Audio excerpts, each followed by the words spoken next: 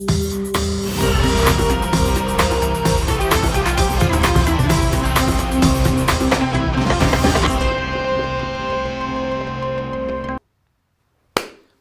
dia, meus amores, tudo bem? Estamos começando terça-feira, 5 de setembro, 7 horas da manhã, está no ar o Desperta ICL. Tudo bem com vocês? Tudo certo por aí? O pessoal já está chegando no nosso chat, a conversa já está rolando, estamos ao vivo em todas as redes sociais deste mundo, principalmente as que são as mais relevantes, né? Não todas, mas você pode nos acompanhar pelo Facebook, pela Twitter, pelo Twitch, o Twitter, na verdade, né? Ex-Twitter, como o próprio Twitter se chama agora, sabiam?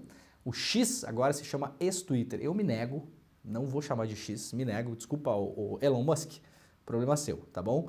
Segue sendo Twitter para mim. Também estamos ao vivo lá no Instagram e, claro, nos canais do YouTube do ICL, do Eduardo Moreira e também do Leandro Demore. Tudo bem com vocês? Tudo certinho por aí? Bem-vindas e bem-vindos, quem nos acompanha pela Rádio Brasil Atual. Vocês sabem que podem ouvir apenas este programa, se desejarem, né? Nós fazemos o máximo esforço para também fazer uma audiodescrição das coisas que mostramos aqui na nossa tela maravilhosa quando reescrevemos principalmente as manchetes da imprensa brasileira, coisa que muito jornalista não gosta, eu já falei, tem dois trabalhos, né? Não gostar e deixar de não gostar também, tá bom? E também estamos ao vivo pela TV aberta, para quem não sabe, este programa é transmitido em rede, tá bom? Então quem nos acompanha na TV Quirimurê, na Bahia, e também na TVT em São Paulo e Grande São Paulo. Salvador e Grande Salvador, São Paulo e Grande São Paulo, você pode nos acompanhar no sinal aberto, tanto pela TV quanto pelo rádio. É uma honra estar com todos vocês.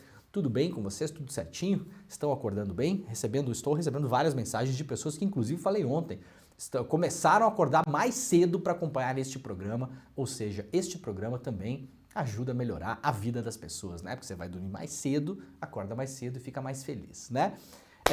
Gente, muita coisa rolando no programa de hoje, mas antes de mais nada, por gentileza, deixa seu like, acompanha aí a gente no YouTube também, você pode se inscrever no canal, vocês sabem que para fazer inscrição no canal do YouTube é de graça e também ativem o sininho. Muita gente vem falando que o YouTube vem mudando, né? O seu algoritmo ao longo do tempo e vem mudando mesmo, a gente não sabe muito bem como essas coisas funcionam, né? Os algoritmos são as fórmulas matemáticas que os gênios do Vale do Silício criam para nos empurrar porcaria, basicamente isso, né? Eu tenho um amigo que fica fazendo teste no YouTube e fica entrando sem login, fica entrando como se fosse uma conta que entra pela primeira vez, né? E as coisas que aparecem na capa do YouTube é só porcaria, né? Vocês podem imaginar, eu não vou nem falar o que aparece lá para vocês não se assustarem, tá? Então, obviamente, quanto mais você treina o seu algoritmo aí, mais fácil da gente aparecer na sua capa do YouTube quando os programas começam. Mas o jeito mais fácil, o jeito mais garantido de saber que o ICL está no ar é se inscrevendo no canal e ativando o sininho. De todo modo, como eu venho falando aqui, o ICL agora está com programação amanhã toda. Estamos ao vivo das 7 da manhã às 11h30 da manhã e tudo rola neste mesmo link que vocês estão assistindo agora, o Desperta. Então, acordou de manhã, 7 horas da manhã, colocou no Desperta, este programa começa pontualmente às 7 horas ao vivo todos os dias. Tem gente que começa a assistir um pouquinho atrasado, não tem problema nenhum, se você acorda um pouco mais tarde, chega mais.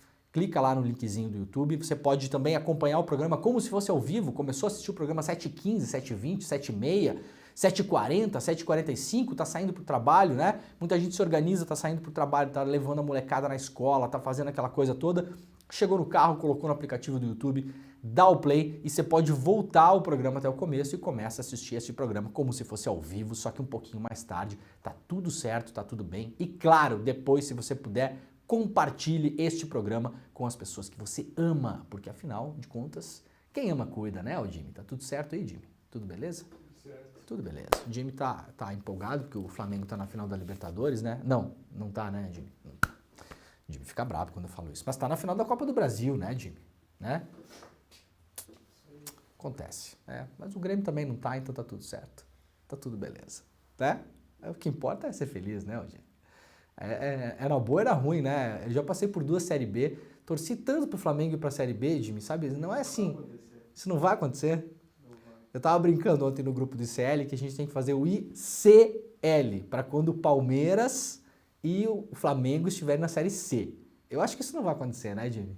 Não pode, né? Não pode acontecer. Mas todo time grande tem que ir pra Série B um pouquinho, né? Ajuda. O Grêmio foi 3 vezes já. Acho que não. Não vai acontecer? Na Série A. Time grande fica na Série A, né? Tá bom. Eu tô torcendo, aliás, pro Vasco não cair esse ano de novo, né? Pobre Vasco, cara. Eu gosto tanto do Vasco. E gosto muito do Botafogo também. Quando eu morava no Rio, morei no Rio muitos anos, né? Eu ia com alguma frequência ver jogos do Botafogo lá no Engenhão. Demorava 6 dias pra chegar, 18 pra voltar. Né? A minha mulher ficava me enchendo o saco, eu levava ela às vezes. Ele é muito longe, né? E o time do Botafogo era ruim pra caramba. A gente ia até lá pra ver jogo ruim, cara. Nossa, dava vontade de entrar em campo. E olha que eu jogo mal futebol, hein? Dava vontade de entrar em campo. Agora que o Botafogo tá bombando, eu não consigo estar no Rio de Janeiro para ver os jogos. Né? Mas estou torcendo também para o Botafogo começar a perder alguns jogos. Afinal de contas, o Grêmio tá ali tentando, né? Tentando bicar esse título brasileiro. Não vai acontecer, eu acho. Mas, né? Estamos tentando. De todo modo, o futebol sempre naquela corneta sadia, matinal, que é maravilhosa, né? Um beijo, claro, para todos os torcedores do Flamengo, do Vasco, do Botafogo. No fim das contas, eu adoro futebol, já fui ver vários jogos que não são jogos do Grêmio, fui ver jogos do Flamengo. Falei esses dias, aliás, eu vi esse time do Flamengo, esse timaço do Flamengo, né? Agora não tá mais tanto, mas aquele timaço antes da pandemia, principalmente, que era... Vi esse time ser montado. Vi, sabe quem jogar, o senhor Jimmy? No Maracanã? Vini Júnior. Vini Júnior, ao vivo, lá, tava lá o moleque, tava lá estourando o Vini Júnior e o Flamengo montando aquele timaço que depois viria a ser o timaço, que ganhou tudo, né? É muito bom ver o Flamengo jogar, mesmo nesse momento que tá altos e baixos aí, eu gosto, eu paro pra ver. Paro pra ver jogos do Boca, paro pra ver jogos de vários lugares. Não vejo muito futebol europeu porque não sei, não gosto muito dessa gente que fica levando nossos jogadores embora aí. Não paro pra ver, fico vendo futebol sudaca, que eu acho mais legal.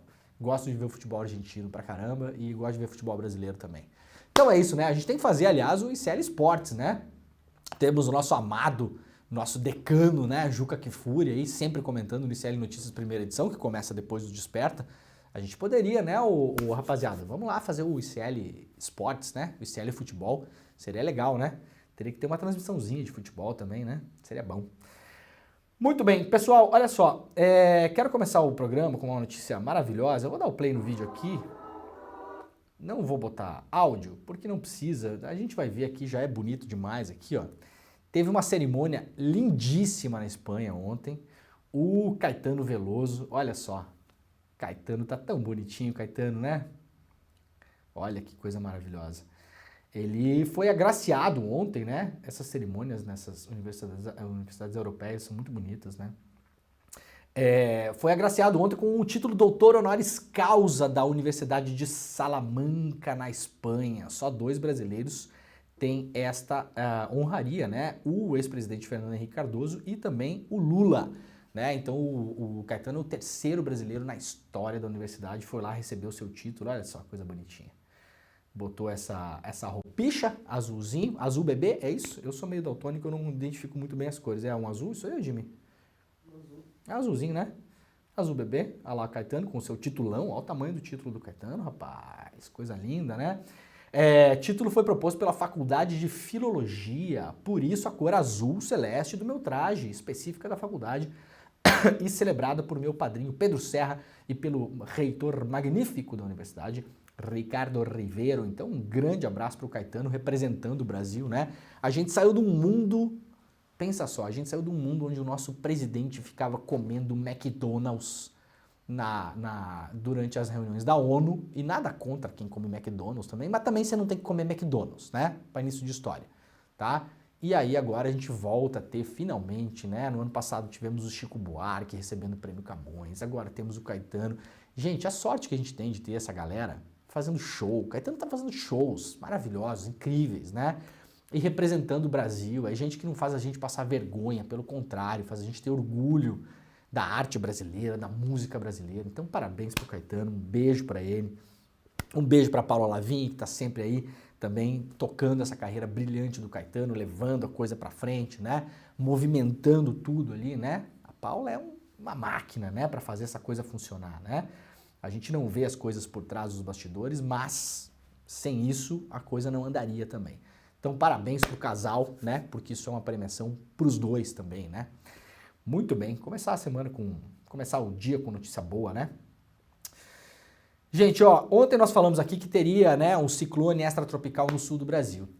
E passou forte, passou valendo em várias cidades do Rio Grande do Sul. A chuva deixou 4 mortos, né?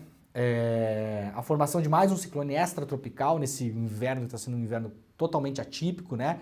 Tem essa formação do El Niño, né? A gente tem as mudanças climáticas aí, que estão complicando as coisas mesmo. Esses dias eu estava lendo uma notícia, inclusive, produtores de frutas na região sul do Brasil, né, laranja e outras coisas, muito preocupados, porque no meio do inverno, para quem está na região sul, sabe como está sendo esse inverno, né? Esse inverno teve o quê, Jimmy? 3 semanas de frio, né? Não sei se chegou a isso, né?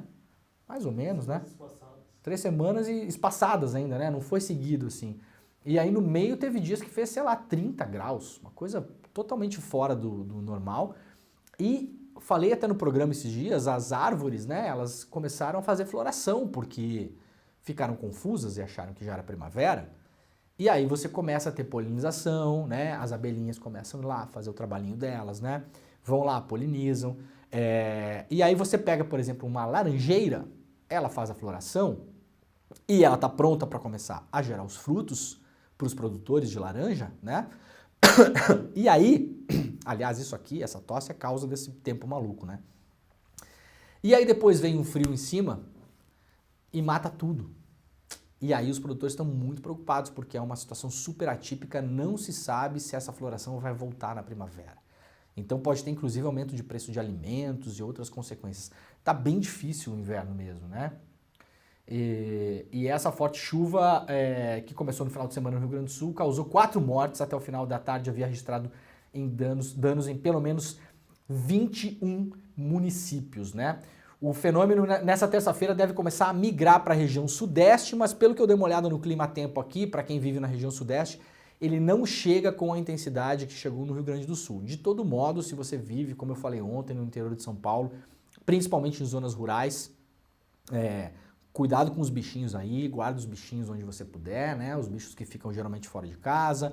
Se você puder botar num reparo aí o seu carro também, né? Porque teve chuva de granizo, inclusive pesada em alguns lugares, com essa vinda do ciclone, porque tem um tempo que está muito quente, muito abafado, né? E vem a chuva, aquela formação clássica do granizo, né? Aquelas ondas de frio e calor que se encontram, né? E acabam congelando a chuva. Então fiquem de olho nisso. De todo modo, não deve ter chuvas, pancadas de chuva e rajadas de vento aí em São Paulo principalmente, mas não deve ser uma coisa como aconteceu no Rio Grande do Sul. Isso aqui é a imagem da cidade de Passo Fundo. Olha, gente, as pessoas realmente em Passo Fundo a coisa foi feia, várias casas alagadas, né? Pelo que eu vi no noticiário hoje de manhã, o município de Roca Salles, que é um município do interior também, não tinha mais condições de salvar as pessoas. O prefeito chegou inclusive a soltar uma nota nas redes sociais pedindo para que as pessoas dormissem, passassem a noite no teto das casas. Então, ficou feia a coisa mesmo. Então também faço um apelo aqui, o pessoal que nos acompanha, que acompanha o Desperta, que mora no Rio Grande do Sul ou tem familiares que têm ligação com o Estado, quem puder, faça suas doações, ajude as pessoas. Nesse momento, qualquer coisa ajuda, gente, de brinquedo para as crianças. Tem criança em abrigo que passa o dia inteiro lá, teve escolas que foram fechadas, então as crianças também ficam lá, não tem o que fazer, né? Muitas delas não tem o que fazer. Então, você puder levar brinquedo, se você trabalha em algum lugar, faz algum tipo de trabalho que possa entreter as crianças também. Eu vi isso acontecer quando eu fiz a cobertura de um terremoto na Itália, em 2009, na cidade de L'Aquila, né? Teve um terremoto horrível, eu fui para o local do terremoto, fiquei uma semana lá fazendo a cobertura, e muita gente que fazia, por exemplo, trabalho de palhaço, de ator, em companhias teatrais e tal, acabava indo para os acampamentos para fazer entretenimento para as crianças. É super importante, gente, porque nesse momento os pais, vocês podem imaginar, estão desesperados, enlouquecidos, né? Estão tentando recuperar móveis, estão tentando voltar para as casas, limpar as casas, selecionar as doações, né? Muita gente vai lá, seleciona porque precisa de um colchão, de cobertores, de roupa, né? Então muitas vezes os pais não têm e, para além de tudo, tem que continuar indo para o trabalho, porque tem muito patrão que nesse momento não está nem aí, né? O cara tem que continuar indo trabalhar. Então, muitas crianças ficam nesses lugares sem cuidado. Então, se você puder também, faça a doação, ajude como você puder, entre em contato com a Defesa Civil, com as prefeituras dos municípios que foram atingidos, para entender como você pode ajudar essas pessoas. E se você mora nessas cidades, nesse momento, gente, qualquer ajuda é importante. Você pode ir até os centros de acolhida, onde as pessoas estão reunidas. Principalmente eu fico muito preocupado com as crianças nesse momento, porque elas ficam realmente lá, muitas vezes sem nada para fazer, não tem escola, ou os pais não têm como levar para a escola, não tem como cuidar. Alguém precisa cuidar das crianças para que os pais possam reorganizar a vida, né? Voltar para as casas, limpar as casas, reorganizar, tapar buraco no telhado, fazer obra que tem que fazer, muita coisa. Então eu via isso nesse centro de abrigo para refugiados do terremoto na Itália, que tinha muita gente lá focada em cuidar das crianças. Eu não vejo isso acontecer muito no Brasil. Então, só para fazer o alerta, né? Obviamente não é uma crítica, claro que não. Só para fazer o alerta, se você trabalha com arte, numa companhia de teatro, se você tem esse dom, né? Se você toca um violão, né? Contação de histórias, pode ir lá também contar, ler livrinho para as crianças, tudo isso é bacana fazer. Quem puder fazer, às vezes a pessoa não tem nada para doar, né? Tá ali vivendo também no limite, não consegue comprar uma cesta básica, não tem nada em casa para doar. Vai lá e doa seu tempo, 1 hora, senta lá, conta uma história para as crianças, você vai ajudar assim de um jeito que você talvez não tenha noção. E é muito legal ir para esses lugares e a gente também poder ajudar as pessoas a reorganizarem as suas vidas, tá bom? Então fica o alerta aí, este programa tá tentando fazer o que pode para apoiar essas pessoas também. Nós avisamos ontem do ciclone, mas infelizmente não há muito o que fazer, né, em relação a isso, né? Eu sei que as pessoas não têm como deixar suas casas, né? A pessoa vai fazer o quê, né? Não é a pessoa que tem um lugar para poder ir, então eu vou pro meu apartamento em tal lugar. A pessoa tem a casa dela ali, ela fica olhando para cima e rezando para a coisa não ser tão ruim, né? Mas infelizmente as coisas pioraram bastante. Olha que isso aqui é Passo Fundo também, ó. Para quem está nos ouvindo só pelo rádio, uma foto de um bote salva-vidas, né, do Corpo de Bombeiros, salvando uma família aí, tirando uma família de casa, né? Isso aqui foi ontem, a chuva aparentemente deu uma parada, deu uma segurada, vai chegar uma onda de frio, né? Isso geralmente acalma a chuva, então esperamos que a água baixe também. Tá bom? Muito bem.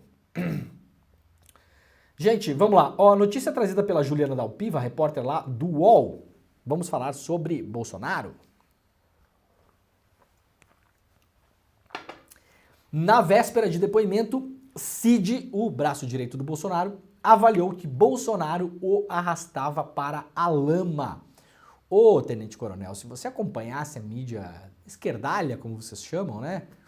Você saberia já desde 2019 que o Bolsonaro arrasta todo mundo que está em volta dele para a lama, Cid. Né? Santos Cruz, Bebiano, né? A coisa vai indo. Você fica perto do Bolsonaro, o Bolsonaro é um liquidificador, ele vai moer. Ele vai moer, você não pode ficar muito perto ali, Cid. Tem que ler a mídia esquerdalha, Cid. Não tem jeito não, cara. Tem que ler, tem que se informar. Nas conversas que manteve por WhatsApp com o ex-secretário de comunicação Fábio Weingarten, o tenente-coronel Mauro Cid, ex-ajudante de ordens do Bolsonaro, também fez desabafos sobre o ex-chefe. Cid admitiu que se sentia sendo arrastado para a lama por causa de Bolsonaro. No dia 4 de abril, Weingarten enviou um texto do jornalista Ricardo Noblat, do portal Metrópolis, que tinha o título "Bolsonaro arrasta com ele para a lama seus mais fiéis servidores". Enviou para o Cid, né? O Weingarten enviou para o Cid pelo WhatsApp, na conversa privada deles lá. O Cid é citado no texto junto a outros ex-auxiliares do núcleo mais próximos do Bolsonaro.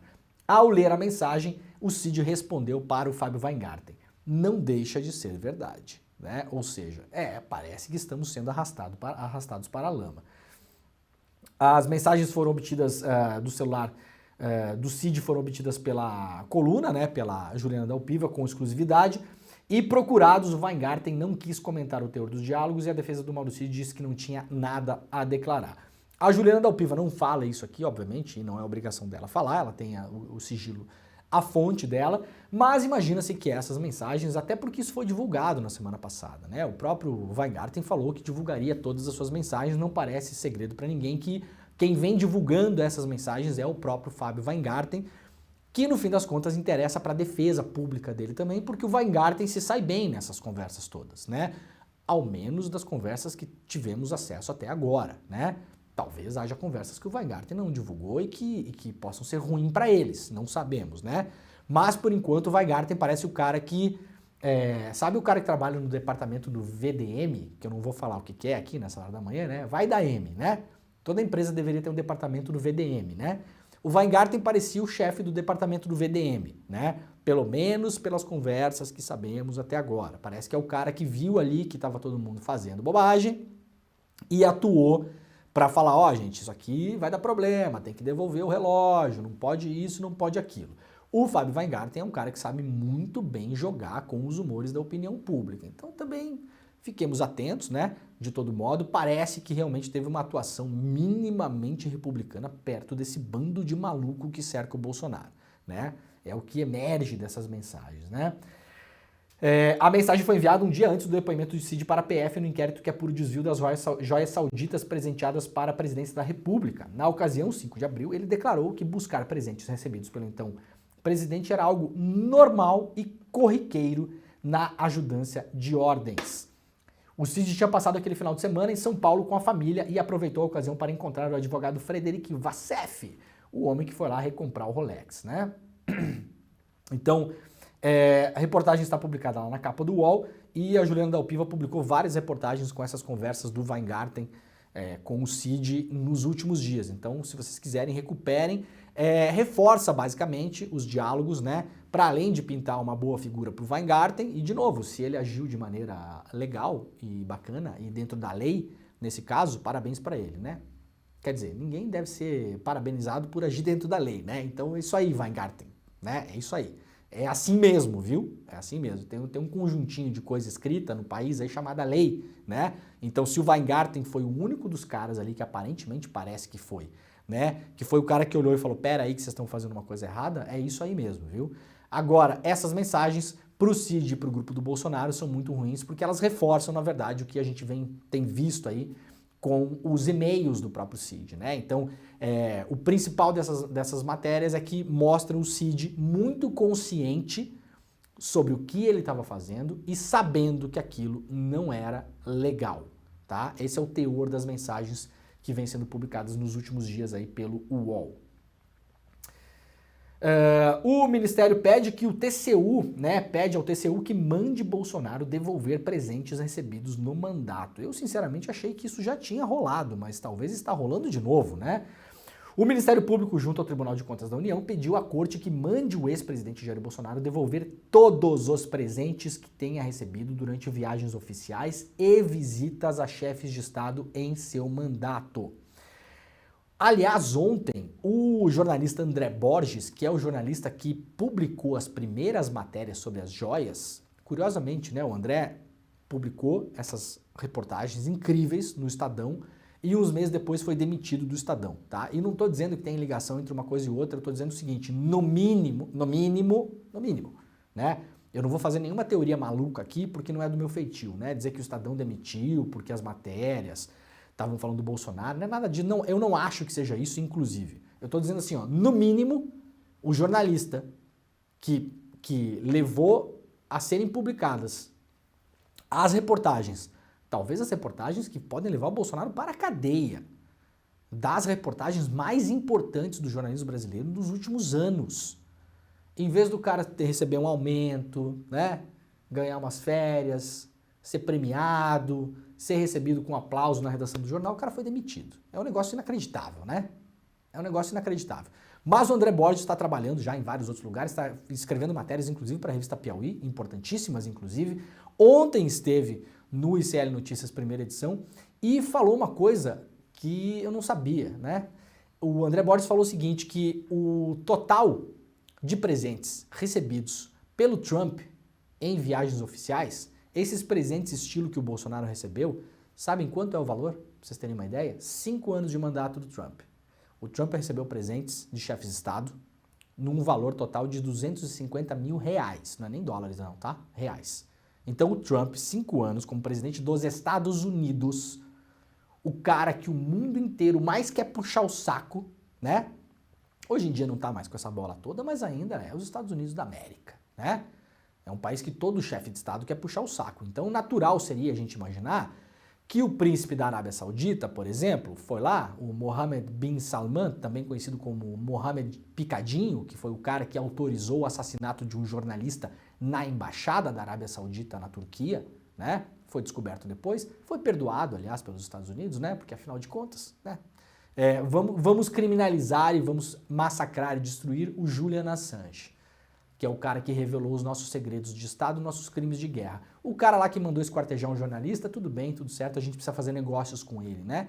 Ele não é um cara perigoso para nossa democracia americana, né? É um negócio incrível, como as coisas têm dois pesos e duas medidas. Aí o Trump recebeu lá 250 mil reais em presentes. Isso sabe quanto é que dá esse negócio aí, gente? Isso dá meio relógio do Bolsonaro. Meio. Então eu vou falar uma coisa que eu tô falando com alguma frequência aqui. Agora que nós sabemos, graças ao trabalho do André, que o Bolsonaro recebeu milhões e milhões e milhões de dólares em presentes, entre aspas, que foram dados, a princípio, para o governo brasileiro, do qual o senhor Bolsonaro era representante, escolhido por nós, sociedade civil, não por mim, mas pela sociedade civil. E eu aceitei a escolha e encarei o mandato, né? Porque a gente aqui não é golpista, como certas pessoas aí que só vale quando é a pessoa que elas gostam, né? Agora nós temos que saber por que o Bolsonaro ganhou esse dinheiro todo. O André Borges ontem na revista Piauí conta um pouco dessa história, mostrando que as vendas da Arábia Saudita para o Brasil, durante toda essa farra dos presentes, aumentaram de modo exponencial, por exemplo, né? Agora, eu não acho que seja só isso, não. Teve venda de refinaria, da Petrobras para essa galera toda, né? Para os Emirados Árabes Unidos. Teve tentativa da Arábia Saudita de colocar o Brasil na OPEP,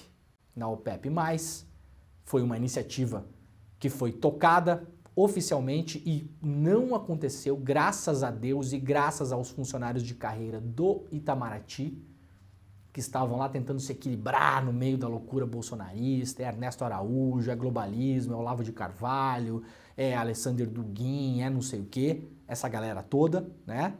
E conseguiram fazer com que o Brasil não entrasse nessa furada que seria entrar na OPEP. Ah, e por que furada? Gente, porque a OPEP define os preços do petróleo e a partir do momento que você está na OPEP, você vai ter que dançar conforme a música dos caras lá. E aí a gente ia continuar pagando petróleo em dólar aqui no Brasil, ou vocês têm dúvida disso? Não seria benefício nenhum para o Brasil, né? Bolsonaro ouviu essas conversas. E essas conversas aconteceram durante essa festa do presente das joias. Então, não só o que Bolsonaro recebeu de presente, fora as coisas que ainda não sabemos, mas por que Bolsonaro recebeu esses presentes? Essa é a grande questão, né? A representação foi assinada pelo subprocurador Lucas Rocha Furtado e diz que Bolsonaro recebeu diversos itens de alto valor e que os objetos devem ser incorporados ao patrimônio público. Furtado também pediu à corte que determine um levantamento de todos os presentes. Parece que o TCU já está fazendo esse levantamento, né?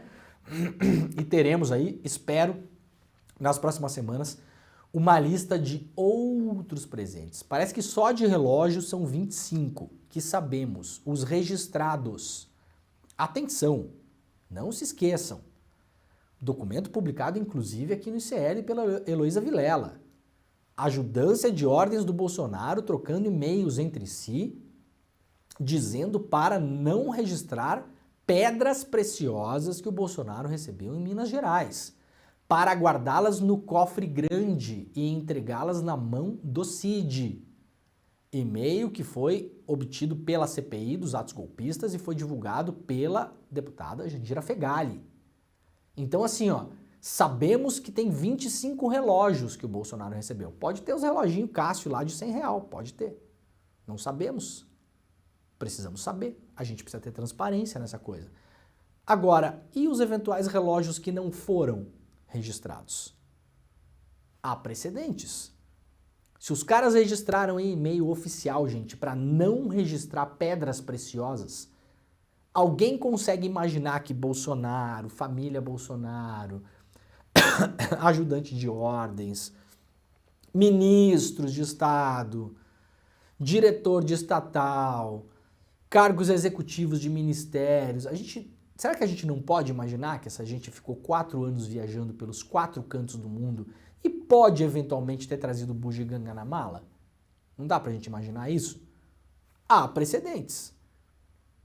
Há, no mínimo, esse precedente das joias, das pedras preciosas, que está documentado, e há o precedente do ministro Bento Albuquerque entrando no Brasil com uma mala com joias avaliadas em milhões de dólares.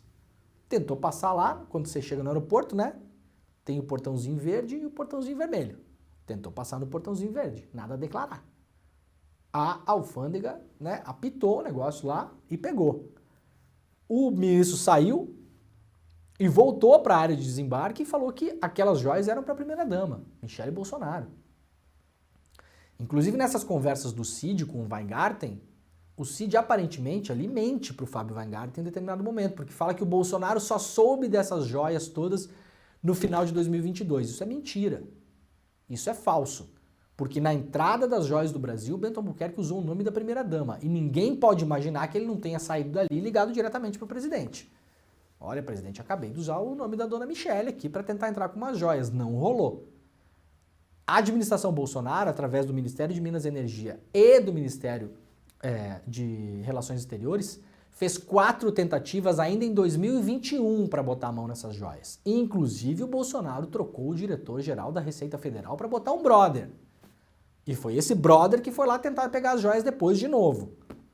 Então, esse papo do Cid pro Weingarten, de que o Bolsonaro só soube no final de 2022, ou o Cid mentiu para o Weingarten, ou essa conversa é esquisita e fico por aqui, né? Sabe quando você tá sentindo assim que vai dar problema, você começa a fazer umas conversas no seu celular para dar uma vacinada? Sabe? Conversa de março desse ano. Ih, vai dar problema esse negócio aí. E estão indo atrás das joias. Vamos fazer umas conversinhas aqui pra gente fazer de conta que a história não é bem assim? Não, o presidente só soube em final de 2022. Ô Cid, ô Fábio, eu acho que o Cid mentiu pra você, tá? Nessas conversas aí. No mínimo. Essa é a melhor versão, digamos. Tá? Ó, gente, a gente tá atento aqui. A gente tá atento às datas. A gente não tá perdendo tempo aqui não, viu? A gente tá o dia inteiro olhando esse negócio. A gente sabe os dias que as coisas chegaram, quem levou, quem recebeu, as 8 tentativas de reaver, as datas das tentativas, a marca dos relógios, o valor dos relógios, o valor das joias, o nome dos kits. Vocês não tentem passar essa não. Não tentem passar essa não. Eu acordo às 5:30 da manhã, tá bom? E não só eu, tem muita gente olhando esse caso. Então vocês não venham com conversinha de zap aí que parece outra coisa, tá bom? Conversinha de março desse ano, dizendo que o Bolsonaro só soube no final de 2022. Olha que a gente tá ligado, tá bom? Vocês não vão pegar a gente dormindo nessa história não, tá? Não vai rolar, não vai acontecer. Então, na melhor das hipóteses, o Cid foi lá mentir pro Fábio Weingarten pelo WhatsApp. Essa conversa não tem valor nenhum. Para início de conversa, esta conversa não tem valor nenhum. Gente, o jogador Antony foi cortado da seleção brasileira após denúncia da ex-namorada, né? Não sei se vocês têm acompanhado, né? Mas a CBF e o técnico Fernando Diniz decidiram cortar o atacante Antony da seleção brasileira para os jogos das eliminatórias da Copa de 2026 contra a Bolívia e Peru. A decisão aconteceu após o UOL publicar detalhes em fotos, vídeos e prints. Eu não trouxe essa matéria aqui porque vocês sabem que eu não costumo mostrar esse tipo de coisa no programa. Mas a matéria é forte, né? Uma denúncia grave da ex-namorada desse jogador de agressões absurdas que ela sofreu, agressões mesmo, assim, documentadas. A coisa passou da agressão psicológica, que também é grave, obviamente, também é séria, e foi para agressão física. Mais um caso no mundo do futebol. Aliás, o UOL é o portal que trouxe os áudios do Ropinho, né? Não sei se vocês ouviram. A repórter Janaína César, minha amiga querida, aliás, vive na Itália há muitos anos, ela conseguiu ter acesso aos grampos que a polícia italiana fez no grupo do Robinho na época em que ele estava sendo investigado pelo estupro coletivo que eles cometeram na Itália, né? Cometeram, já está condenado, o Robinho é judicialmente um estuprador. Ninguém precisa ter medo de falar essa palavra não, tá bom? Porque é. Foi condenado pela justiça pela Corte di Cassazione na Itália, que é o STF italiano. Não há mais recurso. Robinho, se pisar na Itália hoje, vai preso. Os áudios são terríveis. Tem que ter estômago para ouvir. A polícia grampeou, inclusive, o carro do Robinho na época. Conversas horríveis. O jeito que os caras falam da mulher, conscientes do que tinham feito. Começam ali tentando negar, fazer de conta que não lembra, que não viu. Depois começa a jogar a culpa um no outro. O Robinho, inclusive, jogando a culpa nos parça. A gente vê como são os parça dessa galera, né? Quando a coisa estoura, é culpa do parça, né? E aí depois todos eles admitindo nesses grampos o que tinham feito, né? Então, essas coisas no futebol ficavam meio escondidas, porque essa galera também é muito protegida, tem uma idolatria em cima. Quando você fala um tipo de coisa dessa, os fãs vêm pra cima dizendo que é fake news, que não sei o quê, né? Porque tem também, acontece, né? Vai lá o fã proteger, criminalizar a mulher pela milésima vez, né? Mereceu, pediu, mas também a pessoa entra lá no Instagram da mulher, a mulher tem um monte de foto da mulher lá, mas olha aqui, ó, dizendo que o cara fez tal coisa e tá aqui tirando foto numa festa. Não pode ir pra festa, então, não pode.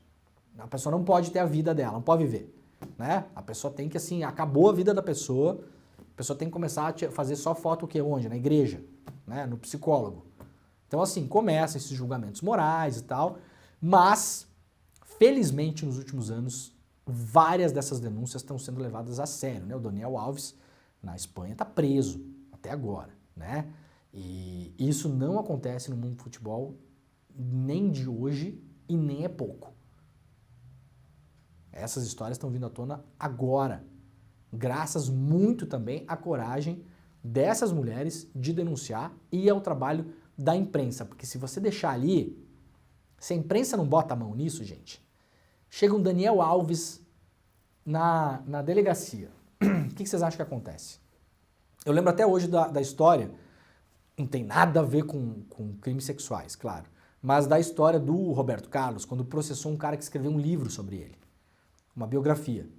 Aí o Roberto Carlos processou o cara e foi lá pro Tribunal de Justiça para fazer audiência. O juiz tirou foto com o Roberto Carlos. Tem as fotos na internet, inclusive.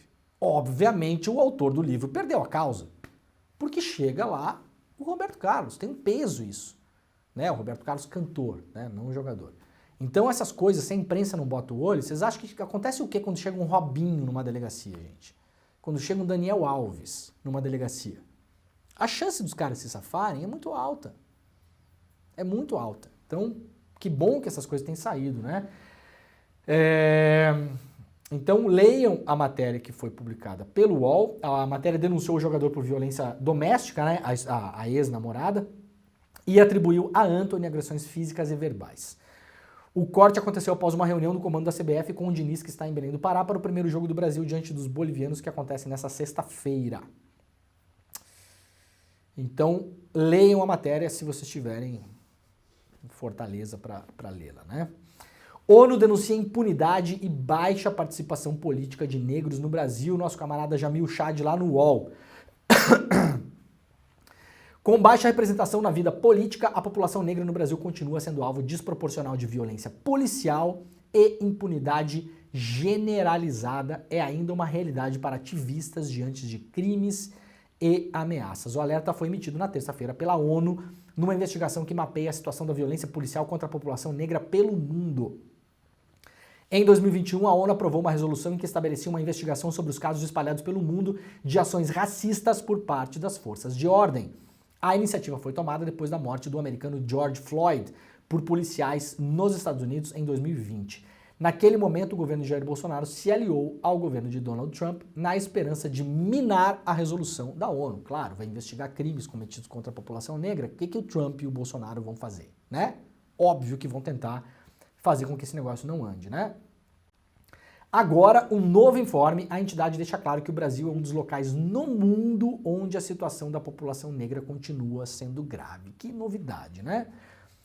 O resultado da investigação será submetido ao Conselho de Direitos Humanos da ONU, que no dia 5 de outubro irá lidar com o tema. O governo trabalha com a possibilidade de que a ministra Aniele Franco, da Igualdade Racial, viaje até Genebra para esta reunião. De uma forma geral, o documento revela que negros continuam a enfrentar imensos desafios para a participação significativa em assuntos públicos em muitos países devido ao racismo sistêmico, à marginalização e à exclusão, muitas vezes enraizados nos legados da escravidão e do colonialismo. Tudo aquilo que a gente já sabe, mas claro, é importante denunciar sempre, porque essas coisas continuam a acontecer, né? E tem gente que não gosta que a sociedade civil brasileira debata a possibilidade de uma pessoa negra ocupar a próxima vaga no STF. Tem gente que não gosta disso. Diante disso aqui, o grande argumento do momento é incrível, né? Como as coisas mudam, né, gente? Eu vou falar uma coisa aqui que muita gente no chat não vai gostar. O grande argumento do momento, que estão pressionando, estão emparedando o Lula. Gente, o Lula não nasceu presidente da República, ele escolheu concorrer às eleições. E nós, sociedade civil, colocamos ele lá. A gente não vota e joga a chave fora não, tá? Só para avisar. Esse discurso, ele beira a uma coisa muito feia que eu não vou falar, mas ele é um discurso antipolítica, tá? Porque a grande frase do momento é a seguinte: não pode pressionar. Por quê? Porque a decisão é do Lula, viu? A decisão de escolher o ministro do STF é do Lula. É sério mesmo? E a água é molhada também? Qual outra obviedade vocês têm para falar em relação a isso? Alguém está dizendo que a decisão não é do Lula? Veja só, essas pessoas estão falando que hoje a decisão é do Lula, usando essa frase para bloquear a discussão, porque essa frase ela é usada para bloquear a discussão, veja bem, né? Tem muita gente falando agora que seria importante o Lula conversar com juristas negras, por exemplo, para conhecê-las, para eventualmente colocar o nome delas na cabeça como um possível novo ministro do STF. Qual é o problema disso? Qual o problema de parte da sociedade civil brasileira sugerir que o presidente da República, que foi colocado lá por nós, ele é nosso representante, ele trabalha para a sociedade civil. Quem é a sociedade civil? Eu sou da sociedade civil. Vocês também. Qual o problema de sugerir que ele converse com juristas mulheres negras? Quem se incomoda com isso? Tem uma palavra para isso, começa com R. Né? Aí a frase para bloquear a conversa é: a escolha é do Lula. Nossa, que óbvio que a escolha é do Lula. Que mais? A escolha é do Lula, a água é molhada, né? Essas pessoas, curiosidade aqui, né? Como diz na internet, é pro meu TCC. Quando o Bolsonaro escolheu o André Mendonça e o Cássio Conká, vocês falaram também que não era para debater a escolha porque a escolha era do Bolsonaro? Quando o Temer escolheu as pessoas que escolheu lá, que inclusive o Alexandre de Moraes, né? Que tem a jornada do herói, né? Fez a jornada do herói e mudou a coisa. Vocês reclamaram da escolha do Alexandre de Moraes ou vocês falaram, não é para encher o saco do Temer, é a escolha do presidente? Ora, façam-me o favor, tá bom? Façam-me o favor. Neste programa aqui, puxa-saco vai tomar pau sempre. Não tem espaço, tá bom? Virou puxa-saco de qualquer coisa, com frasezinha pronta, com frasezinha para bloquear conversa, com ataque, com acusação rasteira. Aqui não passa. A escolha do Lula, não me diga que é a escolha do Lula. Sério mesmo que é a escolha do Lula? Nossa, eu achei que fosse de quem? Da Dercy Gonçalves a escolha. Ora, não venham com obviedades e com bobagem. Assim como no caso das joias, ninguém tá dormindo aqui, tá bom? Vocês não vão pegar a gente aqui nesses contrapezinhos de Twitter. Aqui não vai acontecer. Sim, a escolha é do Lula. E quem escolheu o Lula para o Lula estar lá? Nós. Então a escolha é nossa também. Através de pressão popular. Né? Muita gente diz, inclusive, que o Lula falou no começo do mandato, né? Me pressionem, né? Muita gente está usando esse argumento do lado contrário. Olha, mas veja bem, o próprio Lula falou que era para pressionar ele, para ele não cometer erros, né? O próprio Lula falou que queria essa pressão popular. Deixa eu falar uma coisa, eu não preciso nem da autorização do Lula para pressionar ele não, viu, gente? Isso também não é argumento. Porque tem gente que fala o seguinte, não, a escolha é do Lula. Aí vem outra pessoa e fala assim, ah, mas eu tô pressionando o Lula porque o próprio Lula pediu. Vem cá, agora o presidente tem que nos autorizar a pressioná-lo publicamente como sociedade civil? Desculpa, eu tô dispensando essa autorização, viu? Dispenso. Eu não preciso da autorização do presidente que eu ajudei a eleger. Vocês ajudaram a eleger. O Lula foi importantíssimo para a gente conseguir se livrar do Bolsonaro. Agora, quem votou nele foi a sociedade civil. Nós ganhamos uma eleição. Agora temos autorização do Lula para pressioná-lo. Nossa, desculpa, eu não pedi autorização para ninguém, porque eu não preciso dela. Nem eu, nem vocês. É nossa obrigação, enquanto sociedade, saber que a próxima cadeira do STF será ocupada por uma pessoa que ficará lá por décadas. O governo Lula passará e essa pessoa seguirá no STF. Então, façam-me o favor, tá bom? Por favor. Olha a notícia que o Jamil Chad trouxe pra gente aqui, né? Ai, ai. A escolha do Lula. Nossa, sério mesmo? Nossa, não sabia. Me conta uma outra coisa que eu não sei. Ó, gente, a CNN Brasil, né, não frequenta muito o nosso programa aqui, porque tem andado de mal a pior, né? Mas a gente dá aqui a César o que é de César, né? O excelente repórter da CNN Brasil, Caio Junqueira, tá? Há excelentes repórteres em vários lugares que a gente eventualmente tem várias críticas, né? Inclusive. Trouxe ontem o relatório final da CPI das Americanas. Sabe o que vai acontecer na CPI das Americanas? Nada! Nada. Relatório final da CPI das Americanas cita, atenção no que eu vou falar agora aqui, cita 333 vezes a palavra fraude, tá bom? Olha só, impactante isso, né? 333 vezes a palavra fraude. Sabe quantas pessoas serão apontadas como responsáveis pela fraude no relatório da CPI das Americanas? 0. Nenhuma. 0. Acabou na famosa pizza CPI das Americanas. Sabe para que essa CPI serviu? Vou falar para vocês aqui, a despeito das pessoas sérias que estavam lá, por exemplo, a Fernanda Melchiona, que estava lá tentando investigar praticamente sozinha lá, né? Porque foi uma CPI que também foi deixada de lado. O governo não conseguiu investir energia nela, porque tem a CPI do golpe rolando, tinha a CPI do MST. O governo se dividiu em várias frentes, não conseguiu investir energia na CPI das Americanas, né? Sabe para que vai servir a CPI das Americanas? Ela vai servir para o Lehman, para o Sicupira e para o Telles, que são os 3 bilionários, ex-controladores das Americanas, dizerem agora, para o resto de suas vidas, que foram investigados e não se encontrou nada contra eles. É para isso que essa porcaria dessa CPI vai servir. Os caras fizeram uma comissão de inquérito, nos investigaram e não chegaram a conclusão nenhuma, ou seja, nós somos inocentes. É para isso que esse documento, que essa porcaria desse relatório, que essa porcaria de CPI, porque é o que é isso aqui, vai servir. Vai servir de escudo para bilionário que era controlador das Americanas e que, segundo o ex-presidente das Americanas, o senhor Gutierrez, os bilionários tinham sim ciência, sabiam do que acontecia dentro do caixa da companhia. Isso é uma denúncia que ele fez, ele mandou uma carta para a CPI e falou, o Telles, o Sicupira e o Lehman sabiam sim do que acontecia no caixa. Aí tem uma coisa curiosa, olha só. Primeiro, eu já volto para isso aqui, antes da gente ir para os finalmente aqui, primeiro, eu fui ver se a CPI tinha quebrado algum sigilo, porque não me resultava que tinha quebrado, né?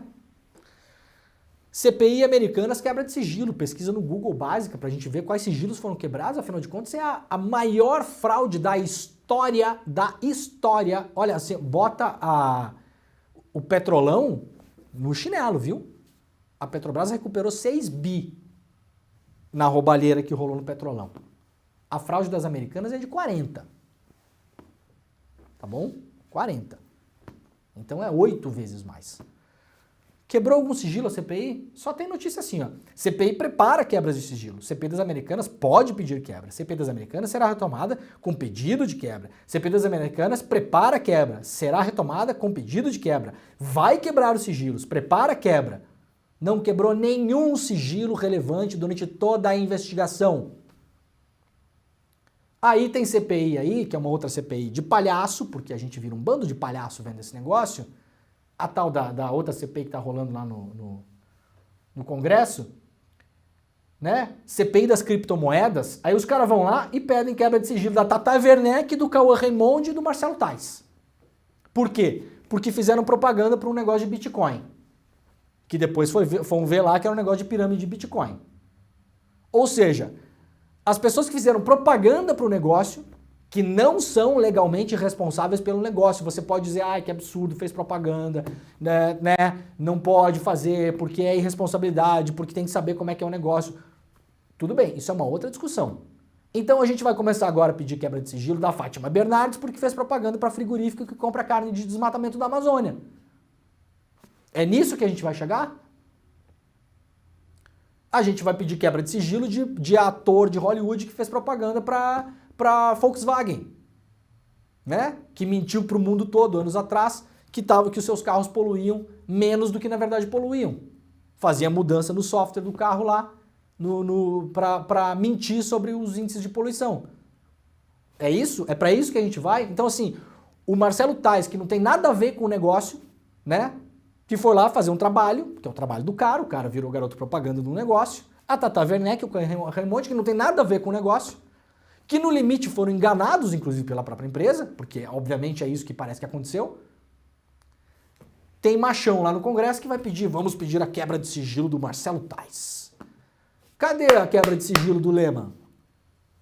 Cadê a quebra de sigilo do Marcel Telles? Cadê a quebra de sigilo do Beto Sicupira, que tem um helicóptero de 100 milhões de reais e não é a única aeronave que o cara tem? Isso é um absurdo o jeito que essa CPI vai terminar. E aí, por curiosidade, e aqui eu vou fazer uma ressalva, tá? Isso aqui é o site da Rede de Ação Política pela Sustentabilidade. Eu não conheço a Rede de Ação Política pela Sustentabilidade. Pode ter muita gente boa trabalhando nesse projeto. Eu não vou julgar o projeto todo, por isso aqui que eu vou mostrar para vocês. Mas isso aqui precisa ser mostrado, tá bom? Porque isso aqui é uma informação relevante para o caso das Americanas. Porque a gente precisa saber como as coisas andam também, como as coisas operam. Olha que curioso. Conheça os selecionados no programa Lideranças Públicas 2020. É com grande alegria que divulgamos hoje a lista dos aprovados para a participação da terceira edição do programa Lideranças Públicas, previstos para ocorrer entre janeiro e junho do próximo ano. O programa que tem apoio da Fundação Lehman, tá bom? E eu já vou explicar por quê. De novo, pode ter gente muito boa aqui. Eu não vou julgar todos, eu não vou julgar o programa todo, não é essa a questão. Eu vou falar aqui agora de um conflito de interesse específico que aconteceu no caso dessa notícia aqui, tá bom? Não tem nada a ver com o resto da galera, eu não sei nem quem é também, tá? E nesse momento, sinceramente, pouco me importa. Um programa apoiado pela Fundação Lehman, que busca apoiar lideranças políticas. Quem aparece aqui? Para quem está só nos ouvindo, eu vou levantar agora e vou sublinhar o nome. Quem é um dos apoiados do programa? Mantido pela Fundação Lehman, do senhor Lehman. Carlos Chiodini, deputado federal do PMDB de Santa Catarina. Quem é o Carlos Chiodini? O relator da CPI das Americanas. Tá bom? De novo, pode ter gente muito boa aqui, eu tenho certeza que tem. Agora, isso aqui é um conflito de interesse. Me desculpa. Um programa apoiado pela fundação do cara que estava sendo investigado na CPI, o senhor Carlos Chiodini tinha que ter, no primeiro minuto da CPI, levantado a mão e falado: eu não posso participar, eu não posso ser o relator dessa CPI. Por que o senhor não pode, senhor Carlos Chiodini? Bom, porque eu recebi dinheiro do Lehman, que é o cara investigado aqui na CPI. E agora o senhor faz um relatório, senhor Carlos Chiodini, que cita 333 vezes a palavra fraude e não aponta um culpado. O relatório diz que não é possível apontar culpados porque teve limitação de tempo da investigação. Ora, vocês não pediram uma quebra de sigilo relevante? Uma! Zero! Pelo amor de Deus, isso aqui é uma palhaçada. Isso é uma palhaçada. Quem acompanha o Desperta sabe o quanto eu cobri esse caso por aqui, né? Parabéns, viu? Parabéns, tá bom? Vai pedir a quebra de sigilo da Tata Werneck, que isso se interessa pro Brasil, né? A Tata Werneck lá fazendo o programa dela, fazendo a gente dar risada, que é o que nos resta às vezes, né? Graças a Deus que existe uma Tata Werneck, a gente pode olhar um vídeo ali e esquecer por um minuto essa nhaca toda aqui, tá bom? Não é mole, né, gente? Ó, vamos passar rápido um vídeo aí. Eu quero dizer pra vocês o seguinte, o programa tá indo pros seus finalmente, mas, atenção, a entrevista que a Heloísa Vilela fez com o pai do Julian Assange, o John Shipton, está liberada somente para os assinantes do ICL, tá bom? Então é o seguinte, ó, icl.com.br/desperta, se você não é ainda assinante do ICL, icl.com.br/desperta, pelo preço de um sanduba, o preço de um McDonald's por mês, você vai ter acesso a 230 cursos na plataforma do ICL e é essa plataforma maravilhosa que ajuda a sustentar este programa aqui e todos os outros programas. Agora, para quem é aluno e aluna do ICL, que tem acesso lá ao ICL, vai poder acompanhar a entrevista na íntegra com o pai do Julian Assange, que esteve no Brasil na semana retrasada, o John Shipton. Vamos lá de me mostrar o vídeo rapidinho para a galera ver.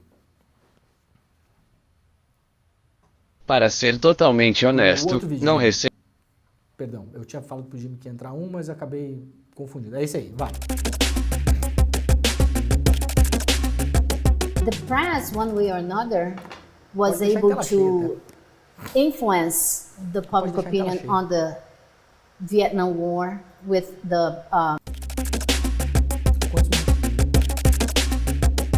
press, one way or another, was able to influence the public opinion on the Vietnam War with the Pentagon Papers, no? Watergate, the press had its moment. And I don't understand what's happening now after we saw the Apache helicopter killing journalists in Iraq. After we saw the torture in Abu Ghraib, after we saw all the war crimes that WikiLeaks was able to show us, and the press seems not to be reacting. I think the circumstances of the press have changed considerably. Under President Clinton, the companies, what they like to call themselves, the legacy media companies, were all amalgamated into 5 corporations which run the entirety of the legacy media press in the United States. You know, if you have bandwidth, you have a license from the government for your bandwidth. It immediately puts you under the circumstances where the value of your company can be endangered by the determination of government. Well, what has happened is that since WikiLeaks, people have formed their own press associations, and around the world there are many alternate medias. In the United States, the alternative media landscape is vigorous and is a constant state of ferment. Okay, we're done.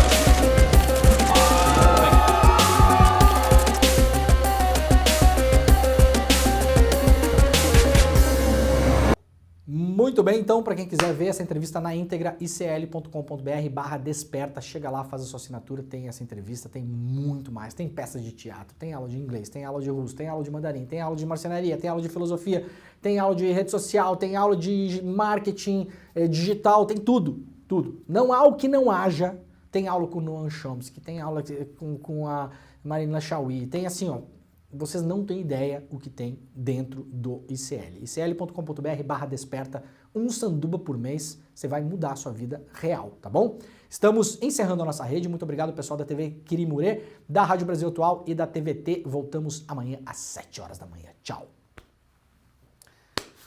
Gente, o programa está acabando, muito obrigado a todo mundo que esteve por aí, amanhã estaremos de volta, agora vai começar o ICL Notícias primeira edição, aqui neste mesmo link, a programação do ICL vai até às 11h30 da manhã, então você começa assistindo Desperta, pode deixar o seu YouTube logado aí, a sua TV ligada, deixa rolar, porque vai ter muita informação e muita coisa boa por aqui. Nós seguiremos, claro, acompanhando o caso do Julian Assange, né? Agora em outubro tem uma definição importante em relação à possibilidade dele ser extraditado para os Estados Unidos, o que é um absurdo, e teremos novidades, inclusive, um livro que será lançado no Brasil.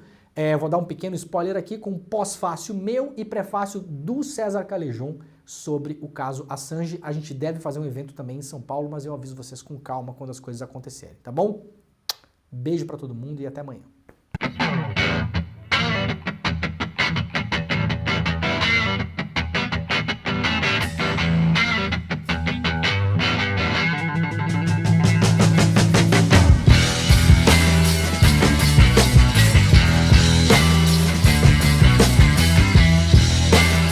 Aqui no ICL a gente tem alguns valores que são inegociáveis. O primeiro deles é a independência. Independência política, independência partidária, independência ideológica. O ICL não está a serviço de nenhum projeto pessoal. E quando a gente fala isso, a gente quer dizer isso. O segundo valor inegociável é a postura crítica e de denúncia que a gente tem todos os dias, sem medo, mas com responsabilidade. O terceiro valor, também inegociável, é o combate às desigualdades. Viver num dos países mais desiguais do mundo traz para nós essa responsabilidade de todos os dias cumprir o nosso papel para mudar essa realidade. O ICL vai seguir firme na guerra pela verdadeira independência jornalística, fazendo jornalismo de verdade. Essa guerra não é fácil, mas com seu apoio resistiremos. Para ajudar, é só você se tornar membro ou membra dessa comunidade, porque aí, além de estar contribuindo para o nosso jornalismo seguir totalmente independente, você vai ter acesso a mais de 200 cursos com os melhores professores e professoras do Brasil e do mundo. Durante a Semana da Independência,